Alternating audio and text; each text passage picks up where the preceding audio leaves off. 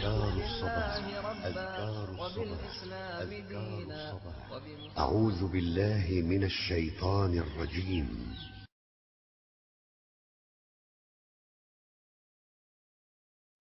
Alhamdulillah wassalatu wassalamu ala rasulillah nabiyina Muhammadin wa alihi wa sahbihi wa man walah. Asyhadu an la ilaha illallah wahdahu la syarikalah wa asyhadu anna Muhammadan abduhu wa rasuluh. Amma ba'd, ayyuhal ikhwah, a'azani Allah wa iyyakum. Terkadang kita sering melamun sesuatu yang mungkin ya tidak ada manfaatnya. Melihat pemandangan yang indah, tentang keindahan-keindahan yang kita lihat dalam panorama alam ini.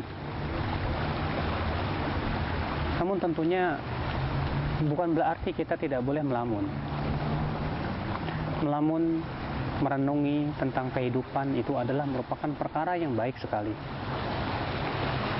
Ketika kita merenungi tentang hakikat hidup ini, untuk apa kita hidup di dunia,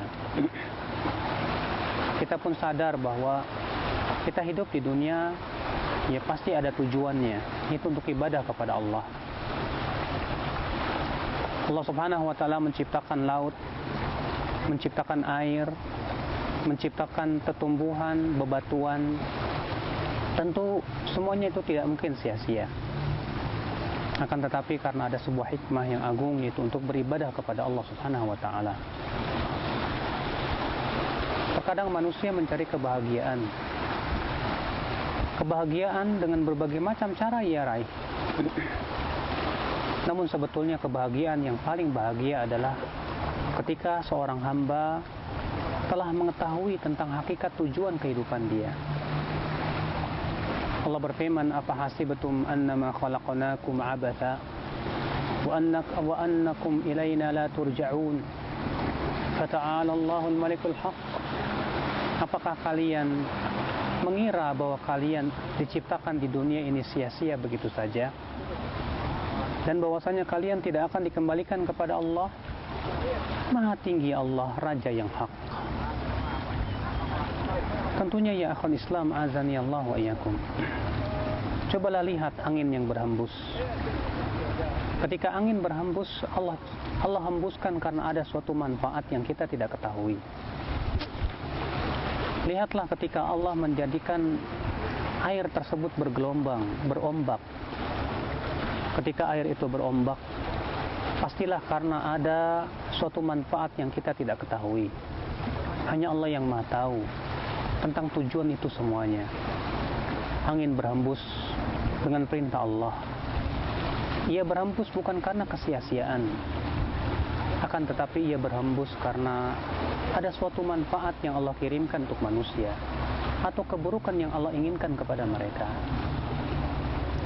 Demikian pula semua yang kita lihat di alam semesta ini, semua itu adalah merupakan perintah dari Allah Subhanahu wa Ta'ala, pencipta langit dan bumi.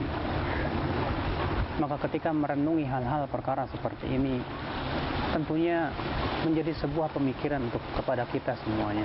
Untuk apa Allah menciptakan semua ini? Apakah karena kesia-siaan? Maha suci Allah. Tidak mungkin Allah berbuat sia-sia dalam penciptaannya. Maka ya akhi azani Allah, betapa indahnya ketika kita merenungi kehidupan, lalu perenungan itu menghasilkan rasa takut kepada Allah. Perenungan itu menghasilkan rasa rindu untuk bertemu dengan Allah. Perenungan itu menghasilkan menjadikan kita seorang hamba yang sejati, yang sadar akan tujuan kehidupannya, itu untuk beribadah kepada Allah Subhanahu wa Ta'ala. "Wa ma khalaqtul jinna wal insa illa liya'budun," kata Allah. Tidaklah aku ciptakan jin dan manusia kecuali agar mereka beribadah kepadaku saja. Akhul Islam, azani Allah wa iyyakum. Saya yakin semua manusia ingin mencari kebahagiaan.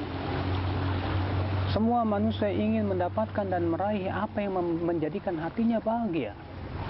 Tapi apakah seseorang akan mendapatkan kebahagiaan itu sebatas dengan menikmati pemandangan yang indah, sebatas dengan kemudian ia pun berpuas-puas menghabiskan waktu-waktunya untuk hal-hal yang sebatas melihat sesuatu yang indah saja? Tentu tidak. Akan tetapi kita merenungkan betapa indahnya alam ini, menunjukkan bahwa betapa indahnya penciptanya. Bagaimana Allah menciptakan laut, air yang begitu bermanfaat untuk kehidupan manusia. Merenungkan bahwasanya penciptanya pasti adalah maha kasih sayang, maha berilmu. Semua perbuatannya tak ada yang sia-sia. Ikhwatal Islam, azani Allah wa iyyakum. Batu yang ia bagaikan bisu tak berbicara apapun juga. Ternyata batu bertasbih memuji Allah. Bahkan batu itu ada yang belah, mengeluarkan mata air. Ternyata Allah mengatakan semua itu min khasyatillah, karena takut kepada Allah Subhanahu wa taala. Bebatuan saja merasa takut kepada Allah. Abdullah bin Abbas berkata, tidaklah batu yang jatuh dari gunung, tidak pula batu yang terbelah lalu kemudian keluar padanya mata air, kecuali semuanya karena takut kepada Allah Subhanahu wa taala.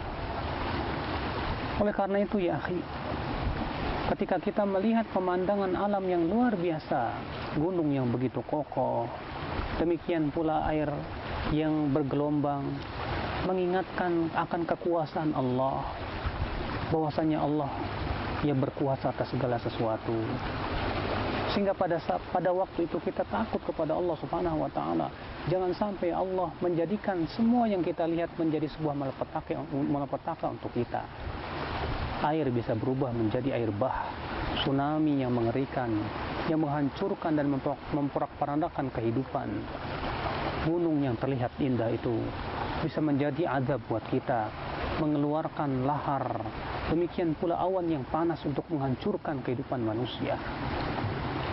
Yang kita lihat terlihat indah tersebut bisa saja dengan perintah Allah menjadi sesuatu yang mengerikan untuk kehidupan manusia.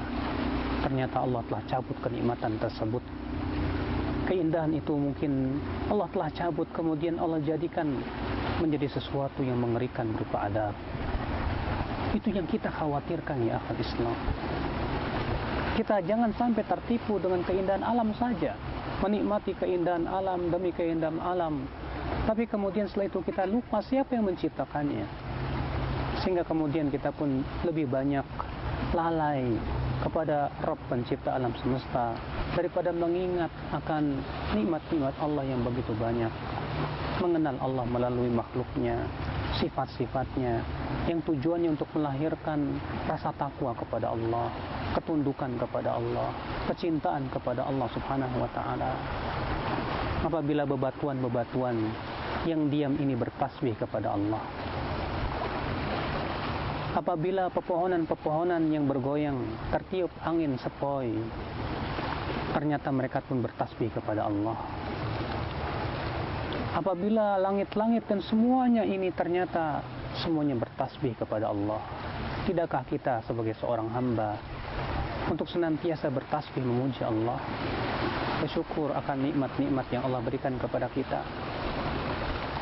Ya akhi, percumalah kita melihat pemandangan yang begitu indah kalau ternyata hal itu malah menjadikan kita lupa kepada kehidupan akhirat. Percumalah kita melihat lautan yang begitu indah dan pantai yang begitu indah apabila ternyata menjadikan kita atau tidak menjadikan kita ingat kepada penciptanya, lalu kemudian kita tunduk dan takut kepadanya.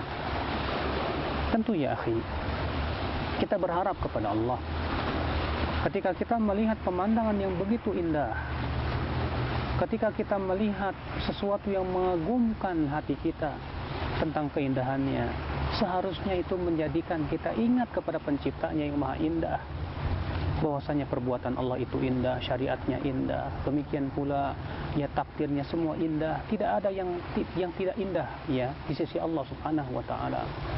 Namun terkadang manusia zalim dan tidak mengetahui tentang keindahan syariat dan perbuatan Allah Subhanahu wa taala. Maka ya akhi, jangan sampai keindahan alam yang kita saksikan itu menjadi malapetaka akibat daripada kekufuran kita kepada Allah Subhanahu wa taala. Semoga kita menjadi hamba-hambanya yang senantiasa mengambil pelajaran. Semoga kita menjadi hamba-hambanya yang senantiasa takut kepada Allah melihat kekuasaannya. Aqulu qouli hadza. Subhanakallahumma bihamdik. Asyhadu an la ilaha illa anta. Astaghfiruka wa atubu ilaik. Wassalamualaikum warahmatullahi wabarakatuh.